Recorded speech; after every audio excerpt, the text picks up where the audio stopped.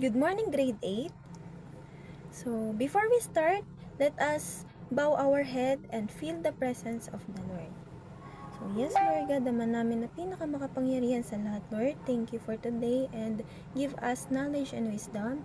And Lord, kayo po ang manguna sa aming aralin. Ito lamang po aming prayer in Jesus' name. Amen. So, let us remember our classroom rules. So, ano yung pang-una? Umupo ng maayos at panatilihin ang katahimikan. Pangalawa ay tumingin lamang sa unahan. At pangatlo ay makinig at matuto sa ating aralin. So, Cyril, is there absent on girls? None. And Kiro, is there absent on boys? Ayan, very good. Lang lahat sa inyo ay present. Before tayo mag-proceed sa ating lesson, mayroon tayong activity dahil ang iba sa inyo ay inaantok pa. And ang ating activity ay head, shoulder, knees, and toes. So, babasahin ni teacher yung direction. Yung pang-una ay players stand in a group or in a circle. So, lahat ng boys and lahat ng girls ay kasali dito. Pangalawa ay the leader or music starts the chant. So, ako na lamang yung kakanta. Head, shoulders, knees and toes, knees and toes. Head, shoulders, knees and toes, knees and toes. Pangatlo, as each body part is said, players touch that part. Pang-apat, players point to each part as it's sung. If someone touches the wrong part, they're out or do a funny action such as jump, spin, etc. So, lahat ba ay excited na sa ating activity? Ayan. Head, shoulders, knees and toes, knees and toes. Head, shoulders, knees and toes, knees and toes. So, ang ating winner ay ang mga girls. So, congratulations sa ating mga winner. So, ang lahat ba ay nag-enjoy? Ayan. So, meron ba kayong napapansin or meron ba kayong idea kung patungkol saan kung yung ating lesson? Ayan, tama. Ang ating lesson ngayon ay the human digestive system. So, here are our lesson objectives. First, identify key components such as the mouth, esophagus, stomach, intestines, liver, gallbladder, and pancreas. The second one, explain the purpose of digestion, observation, and elimination, and how enzymes and acid aid in breaking down food in nutrients. And lastly, construct a functional representation of the digestive system using instructional materials. So, bago tayo mag-proceed sa ating lesson, ay mayroong ini-ready na activity ulit si teacher. Ang pangalan ng ating activity ay tummy puzzle. So, let me read first the direction. Hidden in the word puzzle are terms associated with the digestive system.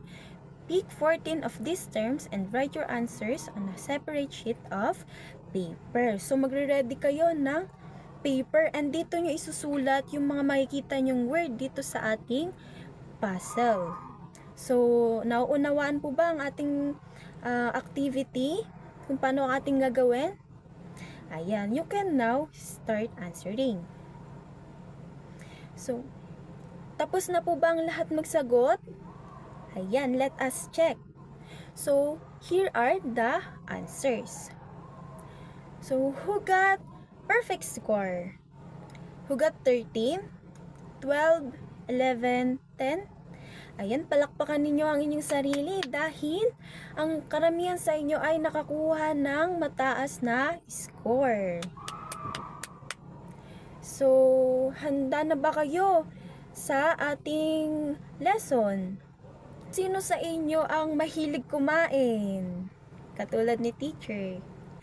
So, alam ba natin kung saan napupunta yung kinakain na, ay alam ba natin kung ano nangyayari kapag ipinapasok natin yung food sa ating katawan? Ayan, So, yung iba sa inyo ay hindi alam. So, para matutunan ninyo kung ano nangyayari sa food, pag pinapasok natin sa ating katawan is makikinig kayo ng mabuti. Alam niyo ba na yung digestive system, it is a group of organ na nag-work as one para mag-process yung food. And maabsorb ng katawan natin yung mga nutrients na galing doon sa food and sa iniinom natin. So, yung digestive tract, ito yung process ng pagpunta ng food sa ating katawan. So, 'di ba una yung mouth, esophagus, stomach, small intestine, large intestine, and accessory organs. So, si accessory organs, ito yung liver and yung gallbladder. So, mamaya matatakal natin ano ba yung kanilang mga role sa digestive system. So, ang pang-una sa ating digestive system ay ang mouth. Siya yung first organ. So, si mouth ay may tatlong several essential function. Yung pang-una ay ingestion. So, dito nag-e-enter yung food, which is, di ba, sinusubo natin yung food. Yung pangalawa ay mechanical digestion. So, dito yung role ni teeth at ni tongue, diba? Dito nagkakaroon sa mechanical digestion, dito na nagkakaroon na nginunguyan natin yung food. And then sa pangatlo, may chemical digestion. So yung role ni saliva dito, 'di ba, kapag nginuyan natin and naging small pieces na lang siya, nagiging starch na siya. So yung starch na yun dito sa chemical digestion, kapag nahalo na siya sa saliva, which is sa Tagalog ay laway, is nagiging sugar na siya. So, nauunawaan po ba? Ayan. So, yung example ni mouth ay halimbawa, 'di ba, yung pag-blender sa fruit. So, 'di ba, kapag bine-blender natin yung food, nagiging small pieces na lang siya. So, isipin natin yung blender na yun yung mouth. Then, yung next process is esophagus. So, si esophagus, yung role niya ay maging smooth yung movement ng food mula sa mouth papunta sa stomach. So, for example, si esophagus, 'di ba, sa playground mayroong slide. So, ang esophagus dun is yung slide. Diba ba, kapag nag-slide tayo is napupunta tayo sa ground. Ayan. So, yun si esophagus, yun yung role niya. Doon dumadaloy, nag-slide yung food mula sa mouth hanggang sa stomach. Then, the third process is stomach. So, yung role ni stomach, siya yung temporary na nag-hold ng food mula sa esophagus. So, si stomach mayroong acid. Doon natutunaw yung mga food para maging ready na siya doon sa next process. So, for example ni stomach, so kanina di ba nabanggit natin na yung pinaka-slide siya si esophagus. Then si stomach doon siya yung ground, 'di ba? Kapag nag-slide tayo, yung sumasalo sa atin is yung ground. So yun si stomach. Yung sumasalo sa mga food galing sa esophagus. The next is pancreas. So si pancreas ay located behind the stomach. So yung role ni pancreas, siya yung nagtutunaw sa food para maging sugar, fats, protein, and starches during the digestion. So, yung role ni pancreas, siya yung nagre-release ng hormones para maging bloodstream. Para sa ating bloodstream, then nakakatulong si pancreas para mag-regulate yung ating blood sugar levels. And also si pancreas pinapanatili niya na hindi maging empty yung ating stomach. So for example, 'Di ba kapag nagcha-charge tayo ng cellphone, 'di ba yung charger pag sinasaksak natin siya sa circuit is yung electric na mula dun sa circuit um, napupunta siya doon sa cellphone, kaya nagcha-charge yung cellphone, 'di ba? So si pancreas, yun yung role niya. Kapag nag-enter na doon yung food, pag natunaw na, so yung mga nutrients mula doon sa food is napupunta na sa ating blood para maging healthy yung ating blood sugar levels. Then next is liver. So si liver yung pinakamalaking organ sa ating body. So yung role ni liver, siya yung nagpo-produce ng bile, aiding fat, digestion, and nutrient absorption kay gallbladder. So mamaya matatakal natin kung ano yung bile na pinoproduce ni liver kay gallbladder. Yung role ni liver ay niaalis niya yung mga toxin sa ating dugo. And kapag for example, nadadapa tayo is para hindi magtuloy-tuloy yung dugo na lumalabas sa sugat is nagka-create si liver ng substance para sa blood clotting. And also, minemaintain ni liver yung na maging healthy yung blood sugar level natin. So, for example, si liver ay yung band-aid. So, 'di ba kapag naglalagay tayo yung band-aid siya yung pantapal sa sugat. Pag nilalagay natin yung band-aid, yung dugo mula dun sa sugat ay nag-i-stop.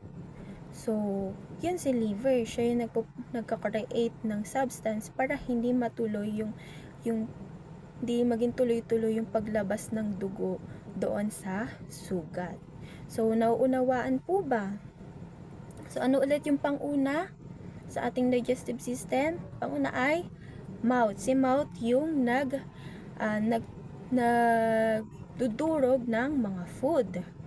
Then, pangalawa, si esophagus. So, si esophagus, yung daluyan dito nag-i-slide yung food mula sa mouth hanggang sa stomach. Then, pangatlo is stomach. So, si stomach, siya naman yung nag-hold ng mga food mula doon sa esophagus. Siya rin yung nagtutunaw para maging ready na yung food sa next na process. Then, ang next is pancreas. So, yung role ni pancreas ay siya yung nagtutunaw ng food para mapunta yung mga nutrients sa ating blood sugar level, sa ating blood sugar. Then yung panglima is si liver. So siya yung nagka-create ng substance kapag tayo ay nagkakaroon ng sugat, siya yung nagka-create ng substance para hindi magtuloy-tuloy yung paglabas ng dugo sa ating katawan, sa ating sugat. Then, ang next process is gallbladder. So, si gallbladder ay small pear-shaped organ. Matatagpuan siya sa lower level ng liver.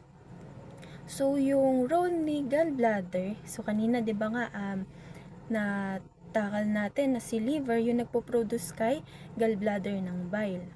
So, si bile, ito yung sticky yellow-green digestive fluid. So, 'di ba? Ang role ni gallbladder, siya yung nagko-concentrate na mag-store ng fat mula doon sa food. Then, yung bile, yun yung nagtutunaw para yung fat na yun ay maging fatty acids. So, for example, 'di ba, yung kape is powder. Pag nilagyan ng mainit na tubig, yung kape, humahalo na siya dun sa mainit na tubig, nagiging liquid na yung powder na kape. So, si gallbladder,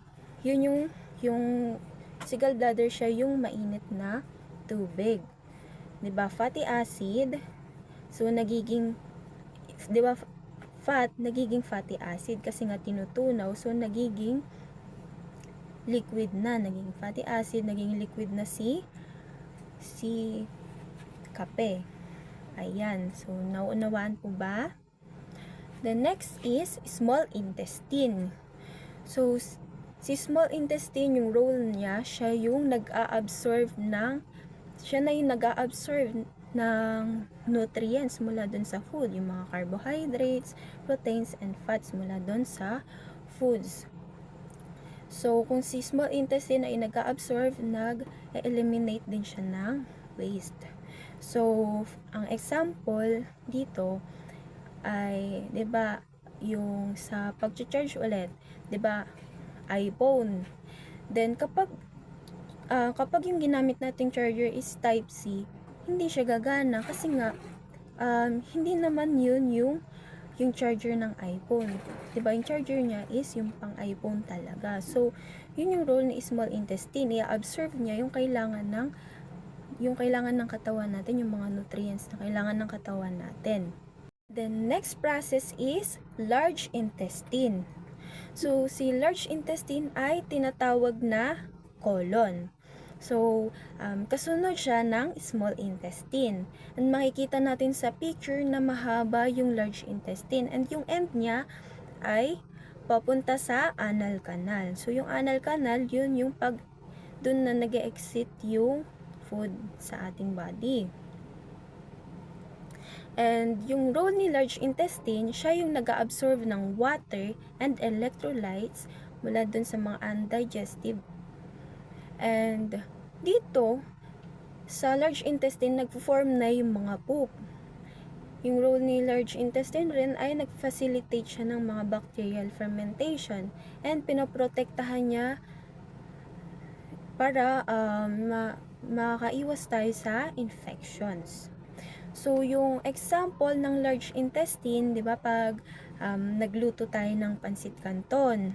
So, 'di ba, kapag nagluluto tayo, para ma-mix natin yung canton sa mga seasoning, sinasala muna natin siya. So, isipin niyo na yung poop, yun yung canton.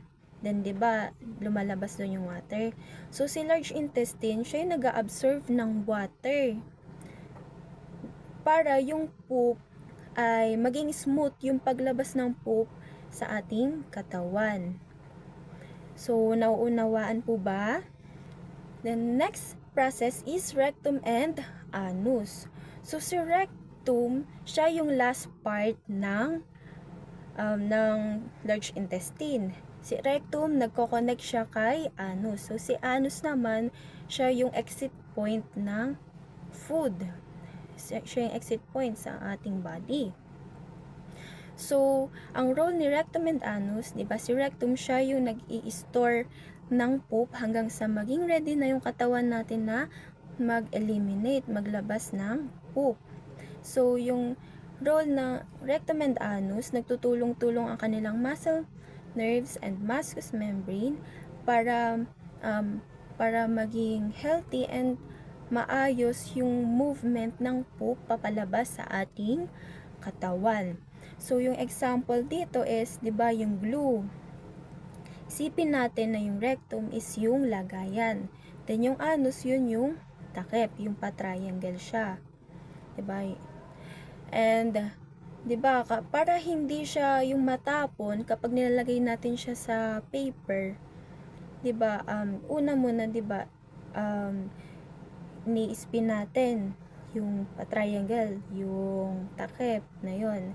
And, 'di ba, ginaganto natin siya and yung pinipinch natin yung lagayan para lumabas yung glue. And nakikita natin na paunti-unti na lumalabas yung glue. So, nakokontrol yung paglabas nun, hindi siya natatapon. So, ayun, nauunawaan po ba? So, pag sunod-sunodin natin, ano yung pang-una? Mouth. Pangalawa ay esophagus. Pangatlo, stomach. Pang-apat ay pancreas. Pang-lima ay liver. Pang-anim, gallbladder. Pang-pito, small intestine. Pang-walo, large intestine. And pang-siyam at pang-sampu ay rectum and anus. So, good day class. I am Miss Rachel Cisobolino, but you can call me Ma'am Rachel. So, I'm together with Miss Nicole or Ma'am Nicole. We're going to discuss about the human digestive system.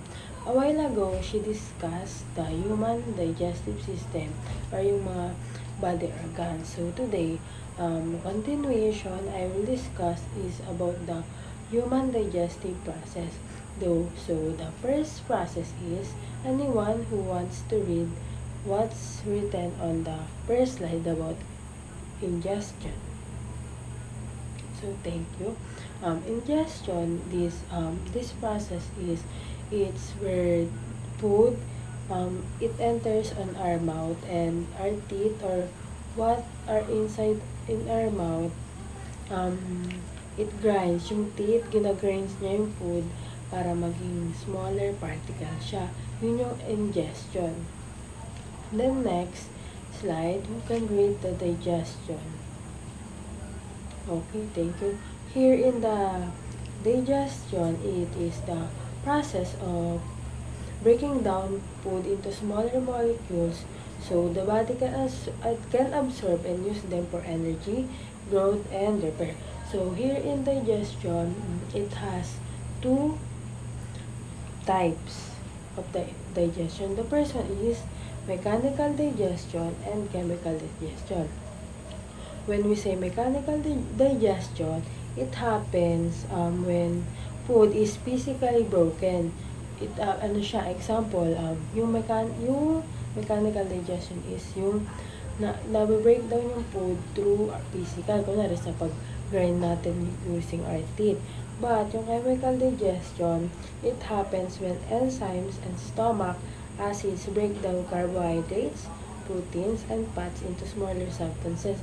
So ito, yung chemical, nangyayari naman siya inside our body with the help of acid na para ma-break down or matunaw yung food. Then, our next slide is the absorption.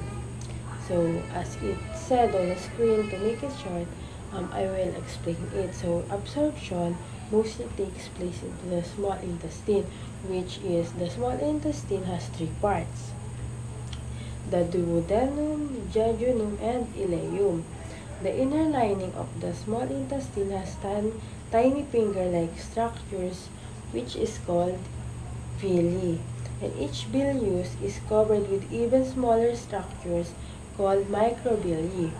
So this greatly increases the surface area, allowing nutrients such as glucose, amino acids, fatty acids, vitamins, and minerals to be absorbed efficiently into the bloodstream.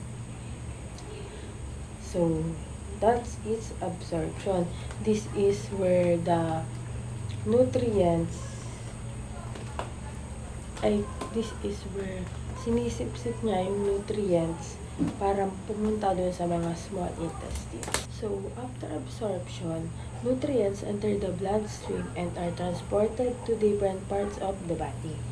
Body cells use these nutrients to produce energy, build and repair tissues, and support growth and development.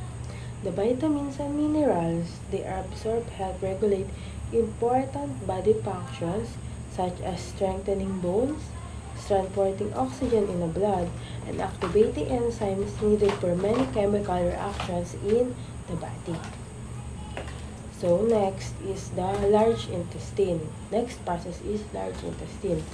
Large intestine absorbs water, electrolytes, and some vitamins from undigested food.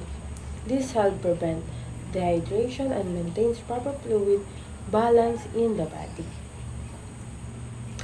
On this large intestine, dito na pupunta yung mga kinakain natin na hindi natutunaw.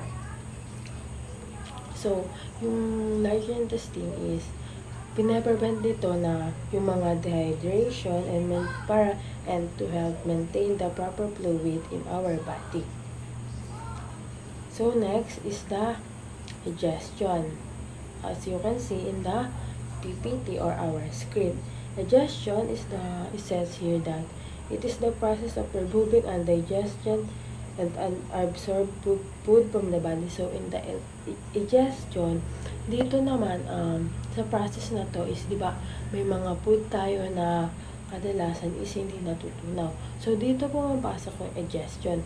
Siya yung tumutulong para maalis yung mga hindi natunaw na mga food na yun kasi unhealthy para sa atin na magstay yung mga natutunaw ay yung hindi natunaw na food sa ating katawan.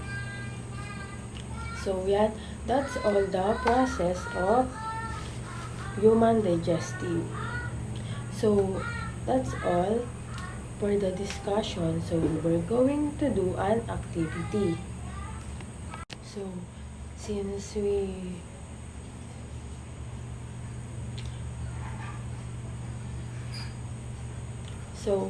we finish our discussion about human digestive system or the process of it, we're going to have an individual activity and our groupings activity. So, our first activity is, I prepared chart, okay,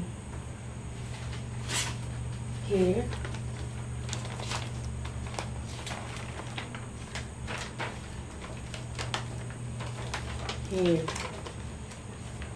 I will paste it on our board for you to think and answer it. So, 1 representative only or 5 representative which will answer this. You will just put what is the name of the organs. Yeah.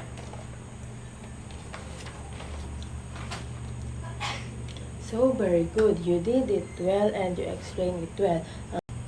So, you did the activity well, and I can see that you all learn from what I teach or what we teach. So, next, we will have a group activity. So, I prepare here the chart, 4 charts for 4 groups. So, it will serve as your guide, and the questions that you will answering is based on the screen. You can take a picture of it or just copy it on your notebook, and then you will pass and present your artworks, your works. So, our last assessment is flash on the screen. It will serve as your test or quiz to know if you really understand what we teach. So, it's just a true or false answer, and you will answer it on a 1/4 yellow paper. Thank you. Na-accept ko na yung mga pinasan yung paper, and as ending, I will give you some assignment. You can copy it on your notebook and then pass it on our next meeting. So, in conclusion of our topic or what we discussed, the human digestive system is a complex and highly coordinated system that breaks down the food we eat into nutrients that the body can absorb and use for energy, growth, and repair. The process begins in the mouth with mechanical and chemical digestion, continues through the stomach and the small intestine where most nutrients are absorbed, and concludes in large intestine where water is absorbed and waste is prepared for exertion. The system not only ensures proper nutrition but also maintains overall health by efficiently processing food, eliminating waste, and supporting the body metabolic needs. So that's all. Thank you for listening, and I hope you learned something today. See you on our next meeting.